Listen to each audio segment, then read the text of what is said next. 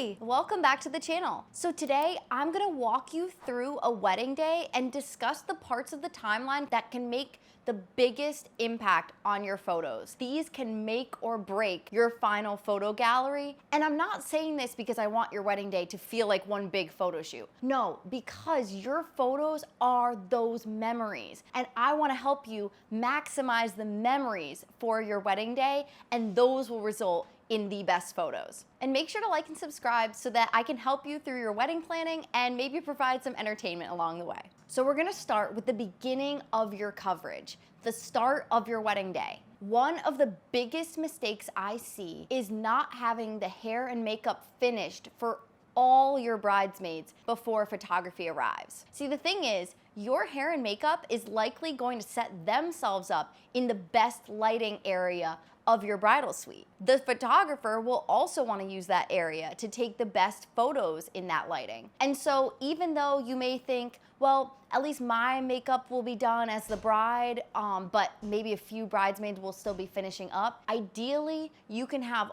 all your bridesmaids done so that hair and makeup team can be out of the way and not getting in each other's way with the photographer. Let me tell you, it's much better to be running early on the morning of your wedding and be able to have a little time to relax with your gals, listen to music, have a snack while your photographer grabs some detail shots, as opposed to trying to rush to get everything ready and just feeling like you're jumping right into photos straight from finishing hair and makeup. And one more little tip, make sure that bridal suite area is clean before the photographer arrives. Try to remove any water bottles or things that are gonna be ugly in the background. The second really important piece that you wanna factor into your timeline for the best photos is to have time to take photos in another area of your venue if you don't like the look or the background of that bridal suite. The bridal suites can be the most overlooked background of your photos. A lot of times venues are just gonna give you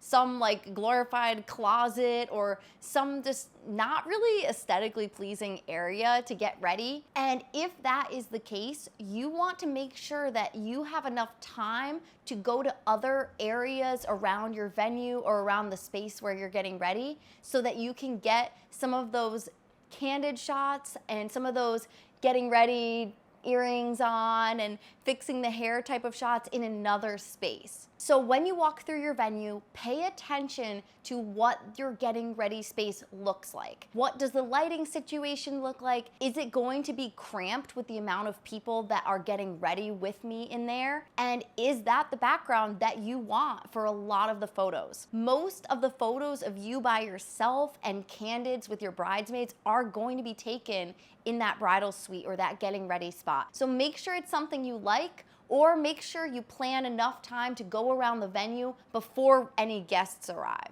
Where are you getting ready on your wedding day? Let me know in the comments. So now we're going into first look. And don't tune me out if you're not doing a first look. These tips will also help you as you plan your timeline. In terms of your first look, you need to factor in the time it takes to get set up with the groom and with the bride. So your photo and video team, whoever's capturing your special day, they're gonna wanna capture each of you as you begin this moment of anticipation of seeing each other for the first time on the wedding day. So make sure as you make your timeline that you're giving a little breathing room, that if you need to be transported to a different area of the venue or one of you is getting ready at a different location, factor in the transportation time and the time for your team to get set up for that really important part of your day. And side note, the more first looks you do, the more time you're going to need to set aside for these things. So don't do too many first looks, but make sure that you have the time for each one because they do take a little bit to set up and to really capture all the important angles and reactions for these moments. After you finish some of these really important photos before the ceremony, you want to set aside a little time to hide and to collect yourself before the ceremony begins. You'll be lining up a little bit prior to the ceremony. And so make sure you factor a little time before that you're not taking photos, but that you can touch up on makeup, adjust the veil, sit down for a minute, grab a glass of water, anything that's gonna make you feel comfortable, and also freshen yourself up so that that moment walking down the aisle, you're going to already be your best self. You're not gonna be already tired from standing on your feet for so long or sweating. Like, you want to give yourself that extra time. So this is so underrated. Give yourself enough time to relax before the ceremony begins. Trust me, the nerves are gonna kick in and you're not gonna wanna be doing anything else. So now we get to your ceremony, and something so important for your timeline is the cue. So it's important to give your photographer or your team capturing your wedding day some insight on what is happening during your ceremony and what is going to happen right before the first kiss. Having some verbal cue or some event that's happening right before your first kiss will help your team to be already set up and having the best possible angle for your kiss. I was at a wedding recently helping a photographer friend of mine, and it was in this beautiful Catholic church, incredible like stained glass, and she was in the center aisle while I was taking photos in that balcony area, and she was turned around and had her back to the couple so that she could get some guest reaction shots. And all of a sudden, in the most monotone, without any warning, the priest was like, "You may kiss the bride." And she turned around so fast, and thankfully she was able to still capture their first kiss. But I mean, it was such a quick moment, and you do not want to risk your photography team missing such an important part of your day. And the more time they're prepared for it, the more angles and variety you'll be able to get of that kiss shot. So make sure your team knows the cue or what's happening so that they will be ready for your first kiss and have all the great angles for you. Okay, this next part is one of the most critical parts of your timeline and the most overlooked. Your ceremony ends and the two of you are walking away with all of your loved ones cheering for you. You're just married. I like to call this the riding off into the sunset moment of the wedding day, and that's what I encourage my couples to do. So whether you want to ride the high of this excitement by just taking a moment, just the two of you, sharing a snack with your bridal party, or signing your marriage license, whatever it is, I want you to plan what do you want those 5 minutes after your wedding ceremony to look like? Because likely you're gonna have to jump into a few more photos, or you wanna make it to your cocktail hour and chat with your guests. Whatever it is happening, just take a moment to do what you wanna do right off of that ride off into the sunset moment. I promise you, you will not regret it. And let me tell you, if you want to make it to some of your cocktail hour, go to the second half of it, not the first half.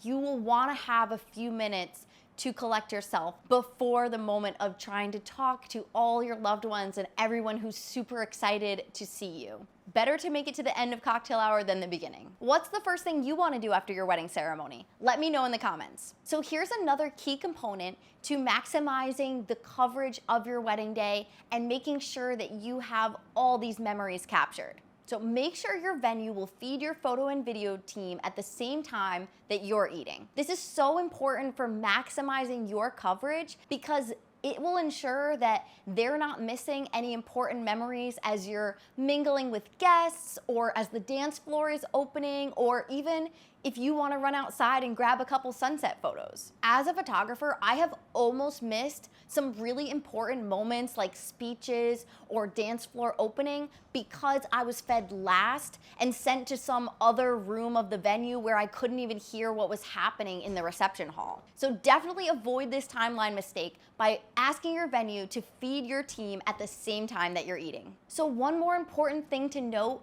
as you capture the memories of the end of your reception time is that if your photo team is not staying until the very end of reception, make sure your DJ is aware of what time that team is leaving. You don't want them to just start turning up the heat right as your team is about to leave. So if there's glow sticks happening or a special dance or song that's gonna come on and get all your friends on the dance floor, make sure your DJ knows what time your team is leaving so that they can make sure to make those moments happen before the team leaves. I can't even tell you how many times we've been packing up our equipment and then suddenly we see the bride and groom being lifted in the air or a song come on that gets everyone out there and we're like, oh no, we're already putting our cameras away. Like, don't make this mistake, but make sure that your DJ and all your vendors are on the same page with what you want to happen and the memories that you want to see in your photo gallery and your videos. All in all, your wedding day is about cherished memories. So make sure that you maximize the timeline and the moments that you want to enjoy the most. And is there anything that I missed? Let me know in the comments so that we can help other brides as they plan their day. And make sure to like and subscribe. I share videos every Friday to help you with wedding planning or provide some wedding related entertainment. If you enjoyed this video, here's another one I think you'll like.